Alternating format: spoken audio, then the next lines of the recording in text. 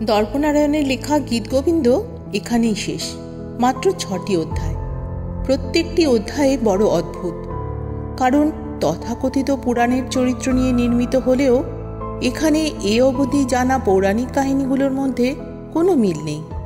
এ যেন এক অন্য কথা বলে। এগুলো কি শুধু কাহিনী, নাকি এর আড়ালে কোনো গোপন রহস্য লুকিয়ে আছে?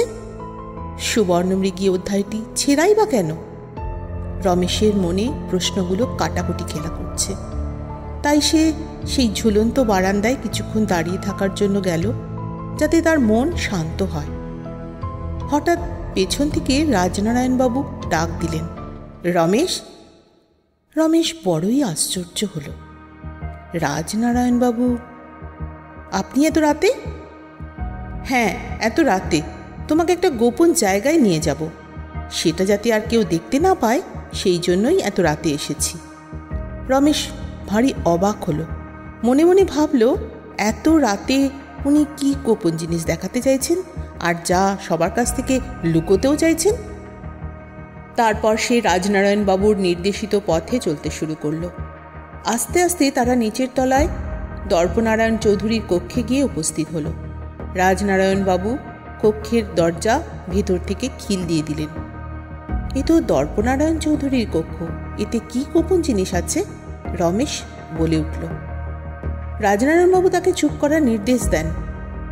তারপর রাজনারায়ণবাবু দর্পনারায়ণ চৌধুরীর বিশাল ছবিটির সামনে গিয়ে দাঁড়ান।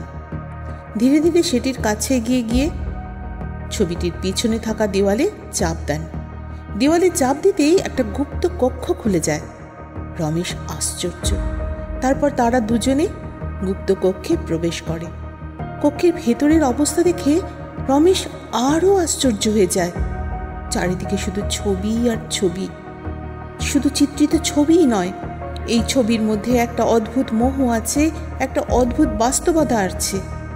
যেন প্রত্যেকটি ছবি তার সামনে জীবন্ত হয়ে উঠেছে, যেন প্রত্যেকটি ছবি তাকে কিছু বলতে চায়। রমেশ যখন চিত্রশিল্পীর এই অপূর্ব চিত্রকলায় মুগ্ধ হয়ে দেখছে, ঠিক তখনই রাজনারায়ণবাবু বলে ওঠেন, আশ্চর্য হচ্ছেন তো? এ আমার প্রপিতামহের গুপ্তকক্ষ। এসব ছবি ওনারই আঁকা। আমার বাবা মৃত্যুর পূর্বে আমাকে এই কক্ষের সন্ধান দিয়ে গিয়েছিলেন। তাকে তার বাবা। এসব ছবি বাজারে আপনি কোটি কোটি টাকা দিলেও পাবেন না। এ আমাদের পূর্বপুরুষের এক অপূর্ব কীর্তি। এই কক্ষের ব্যাপারে বাড়িতে আর কেউ জানে না। হঠাৎ মনে হলো যদি আপনার কোনো কাজে আসে, তাই আপনাকে নিয়ে এলাম। আশা করি আপনিও বিষয়টি গোপনই রাখবেন।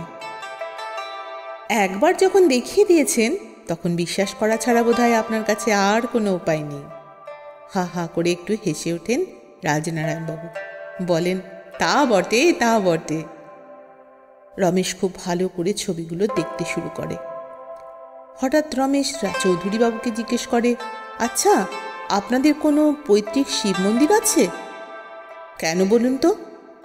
সেরকম কোনো কিছু কারণ নেই, শুধু জিজ্ঞেস করছি। শিব আর নারায়ণ তো হরিহর আত্মা, তাই যে বাড়িতে নারায়ণের বাস, সে বাড়িতে শিব মন্দির থাকাটা খুবই স্বাভাবিক ব্যাপার। আপনার বুদ্ধির দৌড় দেখে আমি খুব খুশি হলাম। হ্যাঁ, আমাদের একটা পৈতৃক শিব মন্দির আছে, তবে সেটা সুবর্ণমৃগীতে নয়, নসিপুরে। আমাকে সেখানে একবার নিয়ে যাবেন? সে নিয়ে যাব, তবে সেই মন্দিরে এখন কেউ যায় না। যায় না কেন? আসলে মন্দিরের অবস্থা ভগ্নপ্রায়। চারপাশে জঙ্গল, বিষাক্ত সাপের উপদ্রব, তাই ও মন্দির এমনিই পড়ে আছে, ওখানে কেউ আর যায় না। কালই আপনি সেখানে যাওয়ার বন্দোবস্ত করুন। রাজনারায়ণবাবু সম্মতিসূচক ইশারা করে বললেন, বেশ। ছবিগুলো দেখতে দেখতে হঠাৎ একটা ছবি রমেশের চোখে পড়ল। বনবাসের সময় সীতার সোনার হরিণ চাওয়া পূরণ করার জন্য রামের সোনার হরিণ শিকারের দৃশ্য রয়েছে সেখানে। রমেশ সেই চিত্র ভালো করে উল্টে পাল্টে দেখতে থাকল। হঠাৎ রাজনারায়ণবাবু বলে ওঠেন, ও চিত্রের নাম সুবর্ণমৃগী। সুবর্ণমৃগী? আশ্চর্য হয় রমেশ। তারপর সেই চিত্রের পিছনে হাত দিয়ে দেখে সেখানে একটা ছেঁড়া পৃষ্ঠা রাখা।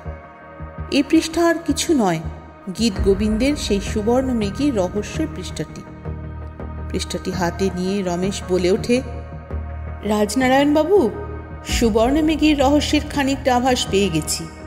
তবে এ গ্রামের নাম যে কোনো মৃগী রোগের নামে নয়, এটুকু আমি নিশ্চিত।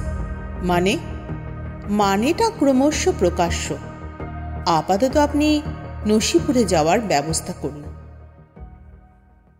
পরদিন নসিপুরে যাওয়ার কথা হলেও কলকাতা থেকে সান্যালবাবুর ফোন পেয়ে রমেশকে কলকাতায় চলে যেতে হয়। সান্যালবাবু ওরফে প্রবোধ কুমার সান্যাল, তিনি হলেন রমেশের গোয়েন্দাগিরির গুরুদেব। কাজেই কোনো কেসে গুরুদেবের ডাক এলে সে ফেলতে পারে না। এটাকে সে একরকম গুরুদক্ষিণা বলেই মনে করে। ফলে আজও গুরুদেবের ডাক পেয়ে তাকে কলকাতায় যেতে হয়। এই সুযোগে পার্থদের ভালোই হলো, তারা মুর্শিদাবাদ ঘুরে দেখার সুযোগ পেয়ে গেল। রমেশ কলকাতার উদ্দেশ্যে রওনা দিতেই পার্থ আর তিতলি বেরিয়ে পড়ল মুর্শিদাবাদ ভ্রমণে।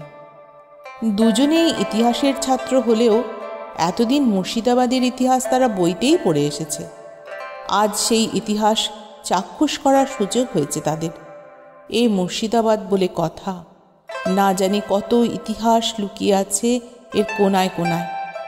যখন কলকাতা ছিল না, তখন এই মুর্শিদাবাদই ছিল বাংলাদেশের প্রাণকেন্দ্র।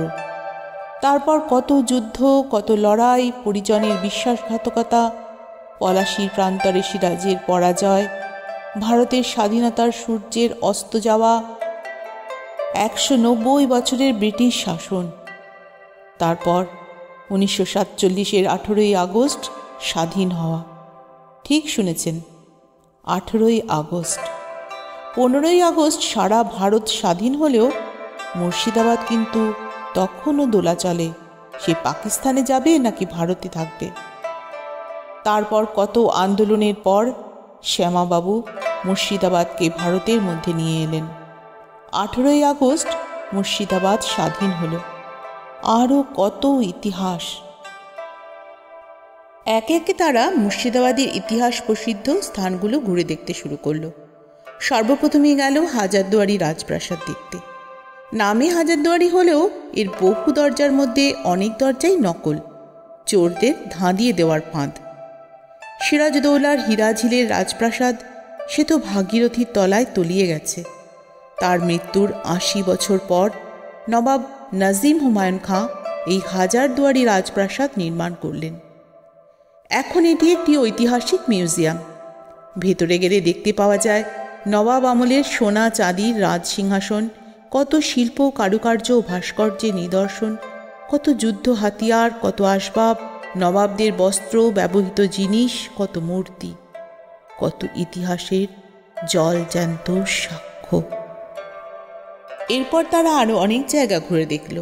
মতিঝিল পার্ক, মতিঝিল, কাঠগোলা প্যালেস, পরেশনাথের মন্দির, কাটরা মসজিদ, ফুটি মসজিদ, আজিমুন্নেসা বেগমের সমাধি, আলীবর্দী খাঁয়ের সমাধি, সিরাজদৌলার সমাধি, নসিপুরের রাজবাড়ি, জগৎ শেঠের বাড়ি, এরকম আরও অনেক জায়গা। সব মিলিয়ে তাদের মুর্শিদাবাদ ঘোরার যে আনন্দ উপভোগ করবার জন্য মনের বাসনা ছিল তা পূর্ণ করে বেশ রাত করে বাড়ি ফিরল। সেদিন আর তাদের জমিদার বাড়ির রাজকীয় ভোজন গ্রহণ করার সামর্থ্য ছিল না। ফলে দুজনেই নিজেদের ঘরে গিয়ে ঘুমিয়ে পড়ল।